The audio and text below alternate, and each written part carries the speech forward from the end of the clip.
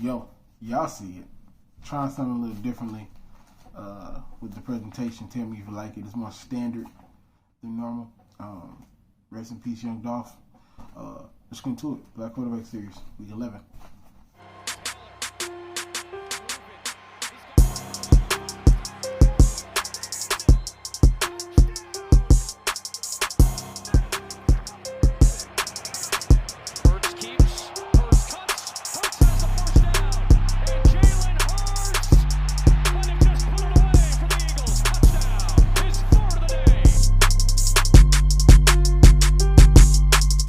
If you don't know, my name is Keith. I do Black Quarterback Series videos. And we're going from Cam Newton to Tyrod Taylor and everything in between. I guess I could say from Cam Newton to Tyrod Taylor to Patrick Mahomes to anybody else. And we got a couple guys that don't normally make the cut because they normally don't play. So let's get into it, man. Let's get into it. Let's not waste any time. First game we're going to handle right here is the Bears versus the Ravens. So the Bears versus Ravens. So our guy, Justin Fields, got hurt. But he wasn't doing much of anything even before he got hurt. Like the Lamar Jackson didn't play. He had an illness. If you didn't see my videos leading up to that, I'm going to leave a card at the top where I detailed more about when Lamar was hurt and all the stuff like that. So if you want to dive deeper into that, I'm going to have both of those at the top. So Lamar wasn't there. So Tyler Huntley played. And he played well. He didn't do anything to mess it up. He was 26-36, 219 yards and an interception. I don't have his rushing numbers right here, but I'm definitely going to put the rushing numbers in down there so you guys can see him. Because he had some good plays. He looked like Lamar. He looked like, I hate to compare everybody to this, but like year one Lamar. Where the passing wasn't very well, but he's a gamer and he got it done. Between the Ravens and the Lakers playing on the same day, they brought me great stress Sunday. Back to the subject matter at hand. Tyler Huntley played well. I was very surprised that he played well. His defense sold him towards the end. How do you give up a big time throw on 4th and 11? It's 4th and 11. Don't let them beat you over the top. I was telling my mom's boyfriend is do not let them beat you over the top, and the Ravens let them beat them over the top on a 4th and 11. They lucky Tyler Huntley bailed them out because the Ravens. This is not Baltimore's defense anymore. This is not Ed Reed and excuse me that I'm missing people's names, Terrell Suggs and Ray Lewis. This is not their defense. This is far from it. Besides Queen. There's not a lot of gamers on their defense because Humphries is hurt, Peters is hurt, and they just don't have a lot of bodies to throw at defenses. But they have their streaks. Yesterday was not a streak. Sunday was not a streak. It was awful.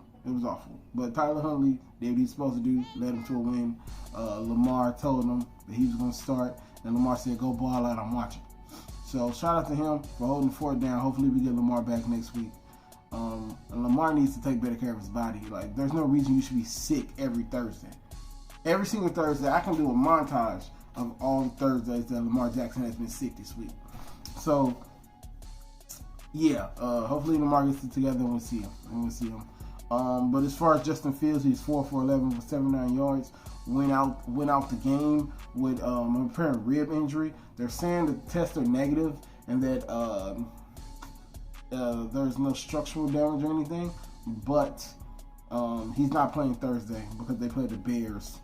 I'm gonna be honest with y'all. I'm glad I don't have to watch this game. They're playing the Bears for Thanksgiving. I don't know why the Lions are still grandfathered in to play Thanksgiving. It's terrible, but yeah. So he's not playing. So luckily, none of us have to watch that game. So the second biggest game of the week was Cowboys versus Kansas City. Dak Prescott versus Dak Prescott versus Patrick Mahomes. It's every time you believe in Dallas, they let you down. Every single time you want to believe in Dallas, they let you down. I didn't know Amari Cooper didn't take the jab. I didn't know that, so that's another reason that he's out, also with an injury. And CeeDee Lamb was out. I can't remember the severity of the injury. I put it up. So he was out. So Dak is out. His two best receivers I think one of his linemen got hurt the same game. So the running game wasn't there at all. Kansas City's defense played way above what they normally do. Very surprised about that. I was impressed with it. They showed a graphic. Where their defense has went from like dead last to middle of the road, and that's pretty much all the Kansas City Chiefs need. They just need their defense to be middle of the pack. Don't give a lot of things up. That's all they need to do. Just don't give a lot of things up. Patrick Mahomes looked like Patrick Mahomes the other day. Obviously, it wasn't a lot of offense, but when it was offense, it was good offense. You know, Kansas City running their crazy plays and all that other stuff. They should have hung 30 on the Cowboys. They should have hung 30 on the Cowboys. But the Cowboys defense is no slouch. Michael Parsons looks like he's a future Hall of Famer. So they didn't hang 30 on him, but they should have hung 30 on him. I wouldn't say Patrick Mahomes played flawless, but he did play a lot better. His numbers was 23 for 37, 260 yards and an interception. So obviously he could have played better. But he wasn't Dak, who by Dak's standards was an awful game. This wasn't a $40 million a year game here. Dak was 28 for 43, 216 yards and 2 interceptions. It just wasn't good. I need more from Dak. You're the guy there. You had two of your receivers out. You got two great running backs still, a decent offensive line, and you got a number one receiver. And they still have Michael Gallup, so that's not really an excuse. You have Michael Gallup. You have two good running backs. You have a decent offensive line, and your defense is pretty good. So that's not an excuse. Dak should have played better. They would have won. They scored 3 touchdowns. It wasn't the offensive fireworks that we wanted it to be. We wanted it to be that Monday night game against the Rams a couple of years ago against Kansas City. That's what we wanted it to be, but it was not that. So yeah, that's pretty much that. Kansas City ended up winning the game. Cowboys couldn't make enough plays, and we're really looking at the Cowboys sideways for the last 2 weeks. Every time you want to believe in them, they let you down. And now with the Cowboys being, I think they're 7-2, 7-3 now. There's a guy behind them that's playing some excellent football right now. That the team finally decided to just run the ball, and that's our guy Jalen Hurts. Jalen Hurts is 13 for 27, 147 yards, no touchdowns through the air. But he was 18 carries, 69 yards, and 3 touchdowns on the ground. So he's taking that Cam Newton, that Lamar Jackson type approach. He's so dynamic running that you gotta play him. You gotta play into his skill set. I think they should be happy with what he's doing with this garbage team. Like, Philly is not very good. They need to draft offensive linemen and defensive players. I've been saying this all year. They need to look what Baltimore did and do what Baltimore does. Just do what Baltimore is doing.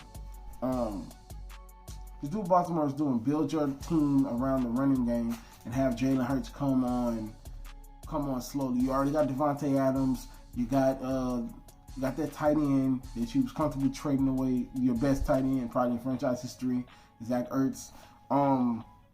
They played well. They did what they were supposed to do. Now, granted, they playing the Saints, who didn't have a quarterback, who stupidly just re-signed. I'm not even gonna go and look him up. He's not even worth talking about. They went to go re-sign the guy that was behind our guy Jameis to another $40 million. I don't understand. You paying $40 million for a gadget guy, but whatever.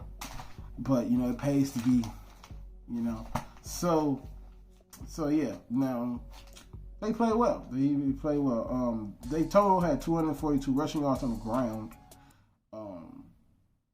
And Darius Slay is just, I don't think he's going to make a case to be Defensive Player of the Year, but he's playing very, very well right now. Taking advantage of opportunities, got their defense playing as best as they can, because, trust me, their defense wasn't all that. They had a lot of hit and misses yesterday. So, but they ended up running away with it. I can't remember the final score. The final score was like 40 40 to something. They ran away with it. I don't know how they're doing this, but they're doing it. So they're 4-5 now. Dallas keep losing, they're gonna wind up not being in the playoffs. So yeah, that's that one. And so now we're moving on to another disappointing guy. The last couple of weeks, Russell Wilson. Russell Wilson came back too early.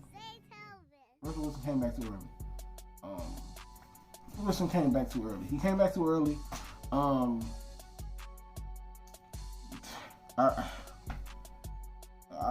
don't even know what to say. 14 for 26, 270 yards. A very low scoring game, but you could obviously tell that the Cardinals were going to win very early. I don't know what to say. I really don't know what to say about Russ. I think he's still hurt. I think he's still extremely rusty. And I think they should sit him for the rest of the season. The season is over.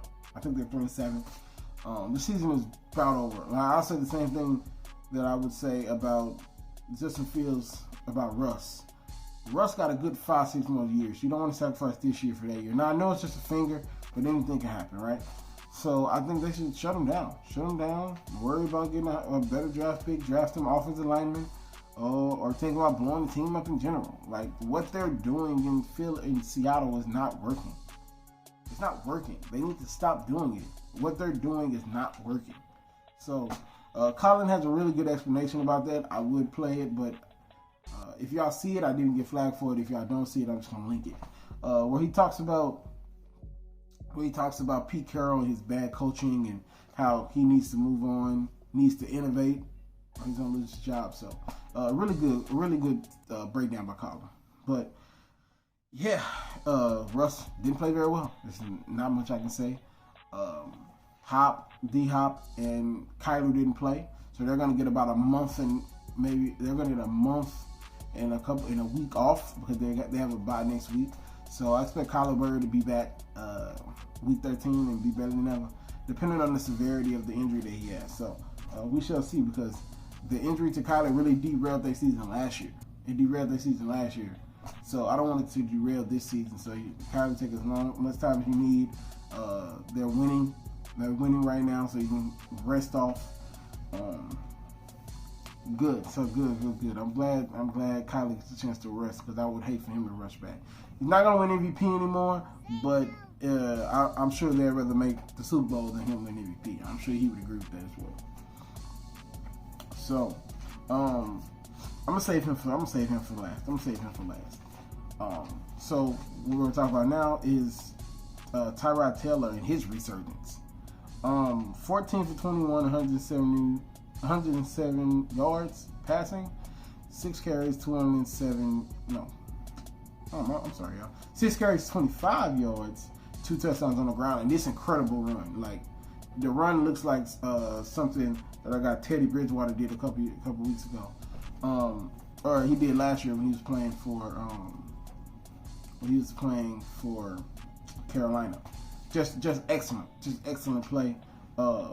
Turnovers are really the big deal in this game. I don't ever want to hear. No, that's Josh Allen. But the Titans, I don't know what's going on with the Titans. It's the same as the Bills. I don't know what's going on. I know you're injured. The Bills don't have that excuse, but Derrick Henry is just it for them. Now, when you turn the ball over 3 times and you're heavily relying on Ryan Tannehill to make plays, this is what can happen. But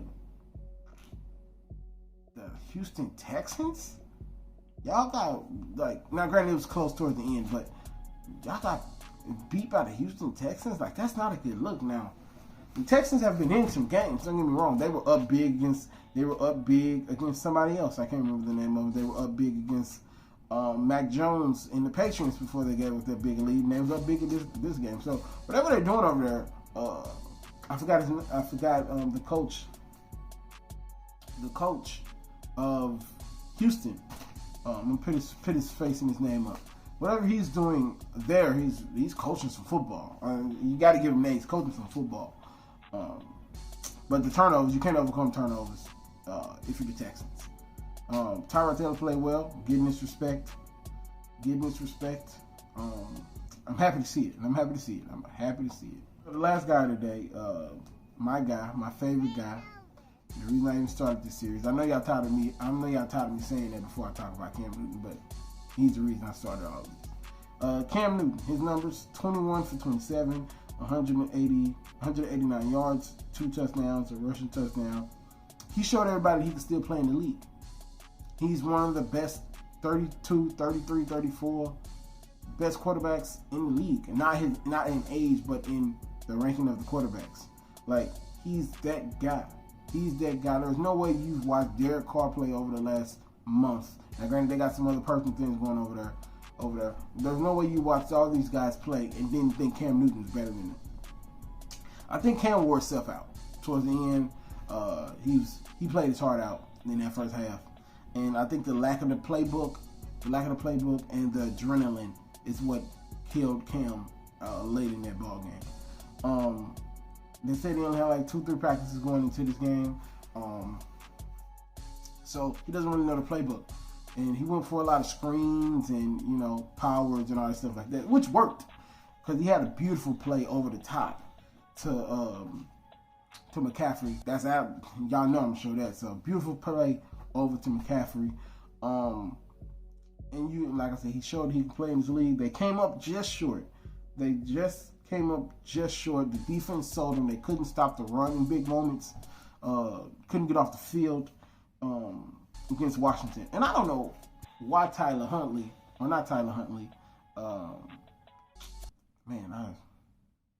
I'm spacing on people's names today. Tyler Heineke was, even in the XFL, he is playing excellent. Like, I don't understand why he's playing as well. He's beat Tom Brady. He had Tom Brady on the ropes in the playoffs. Like, and he's just going making big plays. I don't understand why he's playing so well. But that's football for you any given Sunday. But Cam played well. I think, like I said, he ran out of breath. But I think they'll play well next week. I'm not sure who they're going to play next week. I'm going to do a full little breakdown of all the games we need to watch next week. It's getting deep into the season. We get into the meat turkey and stuffing of the season. And with that being said, everybody have a good Thanksgiving. Be safe out there. If your family is really, don't bring it on politics. Nobody has time for politics. Let's just talk about craziness this year for break. Enjoy your family. So, yeah, all y'all be safe. Be thankful you have. And I'll see you guys later on this week.